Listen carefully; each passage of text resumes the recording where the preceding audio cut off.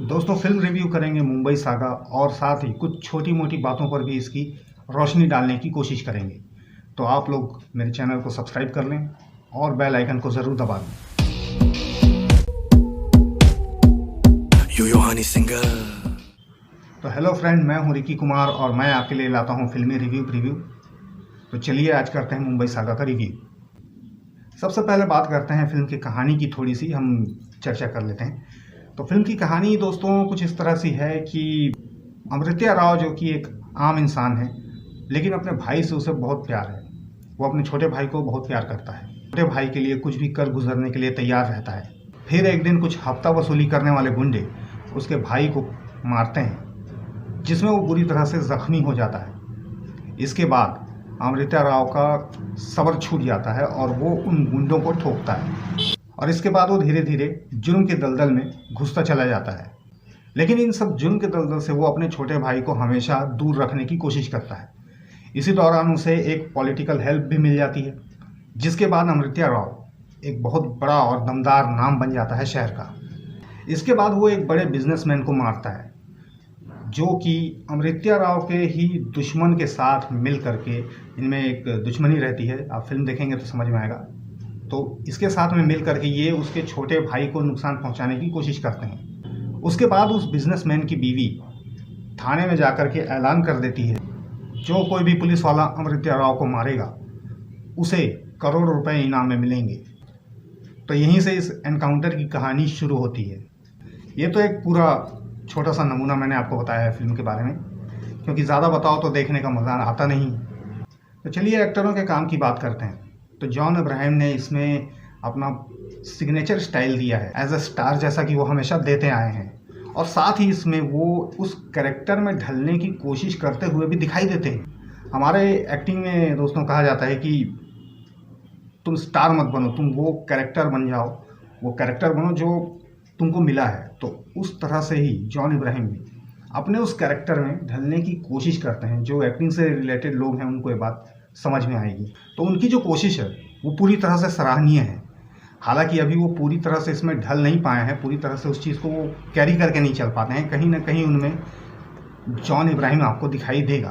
खैर, आदमी ऐसे ही धीरे धीरे सीखता है दोस्तों, तो इस कोशिश की तो मैं तारीफ करूंगा। कुछ जगहों पर वो संजय दत्त से भी इंस्पायर लगे हैं। मतलब मानो ऐसा लगा है कि जैसे उनको देखने को रेफरेंस के तौर पर संजय दत्त का कुछ मिला हो, या उन्होंने खुद देखा हो उनकी कुछ गैंगस्टर वाली फिल्में, या फिर वास्तव।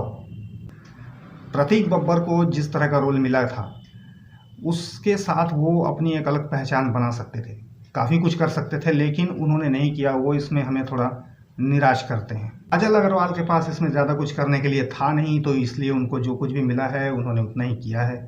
वो बस एक हीरोइन ही माने उनको फिल्म में। सुनील शेट्टी का रोल इस फिल्म में काफ़ी छोटा है। तो यदि आप लोग ये उम्मीद लगा कर देखने जाएंगे, या जो सुनील शेट्टी के फैंस हैं वो देखने जाएंगे कि इनका रोल कुछ होगा, कुछ ज़्यादा देखने को मिलेगा, तो वो लोग धोखा खा सकते हैं। महेश मांजरेकर पूरी फिल्म में छाए रहे हैं। उनका काम काफ़ी अच्छा है, और उनका नाम बदल कर इसमें उनको भाऊ बोलते हैं। तो नाम बदल कर इसमें उनको जो कैरेक्टर दिया गया है, लेकिन वो समझ जाएंगे लोग कि ये क्या बने हैं और किसका किरदार है। तो वो है बाला साहब ठाकरे।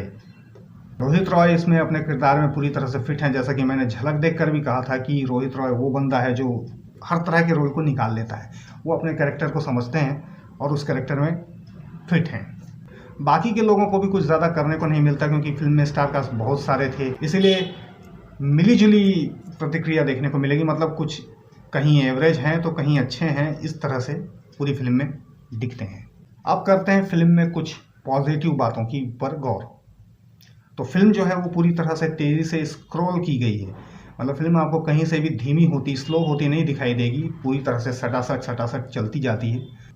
और फिल्म के अंदर में 2 गाने ही दिखाए गए हैं। फिल्म के अंदर में डायलॉग बाजी बहुत ही अच्छी है, बहुत अच्छे डायलॉग लिखे गए हैं, और कुछ डायलॉग तो सीधे दिल में उतरते हैं। इसके अलावा फिल्म में आपको पेट भर के एक्शन देखने को मिलेगा। एक्शन की भरमार है फिल्म में, और साथ ही कुछ 1-2 ऐसे सीन भी हैं जिसको कि देख करके जो कमज़ोर लोग होते हैं, कमज़ोर दिल वाले होते हैं, जो उनका दिल दहल भी सकता है कहीं कहीं पर। और लेकिन एक्शन लवर को ये फिल्में इस तरह की सीन पसंद आ जाती हैं, तो उनको तो पसंद आएंगी। बाकी आप लोग अपने बुद्धि विवेक से काम ले सकते हैं। फिल्म के अंदर जॉन इब्राहिम और इमरान हाशमी का एक फ़ाइट सीन है जो कि फिल्म की जान है। और आधा पैसा वसूल करने का काम करती है।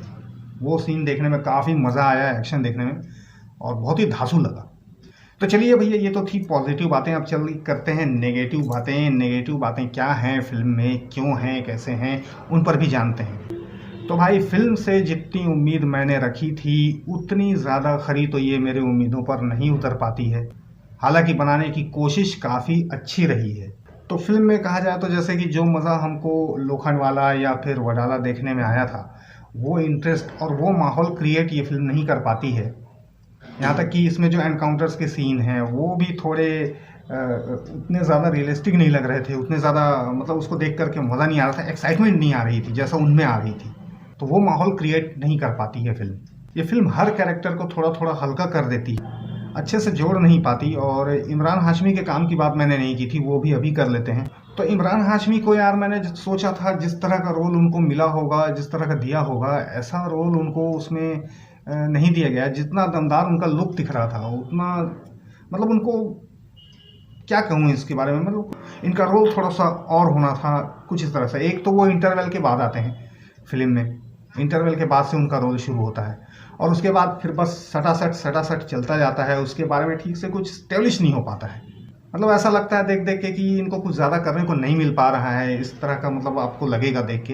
हालांकि इसमें इमरान हाशमी की गलती नहीं है, उनको जितना भी दिया गया था उन्होंने उसको बहुत ही बेस्ट किया है, बहुत ही अच्छा किया है। हम कुल मिला के शॉर्ट में यदि कहें तो इसमें उनको सही ढंग से यूज़ नहीं कर पाए हैं। जैसा कि लोखंडवाला में संजय दत्त को यूज़ किया था, और शूट आउट एट वडाला में अनिल कपूर को जितना यूज़ किया गया था, जैसा उनका रोल था दमदार, उस तरह से इसमें इमरान हाशमी को यूज़ नहीं कर पाए हैं। और वही चीज़ सेम टू सेम होती है जॉन इब्राहिम के साथ भी, यानी कि दोनों के दोनों मतलब एक्टर्स के साथ यही चीज़ हुई है। जितना दमदार गुंडा, जितना दमदार गैंगस्टर मतलब हमने माया भाई और वो मनिया सुरवे वाली फिल्म में देखा है, वो उस तरह से ये इसमें नहीं बना पाते हैं। मतलब वो जलवा जो है वो अमृत्या राव नहीं ला पाता।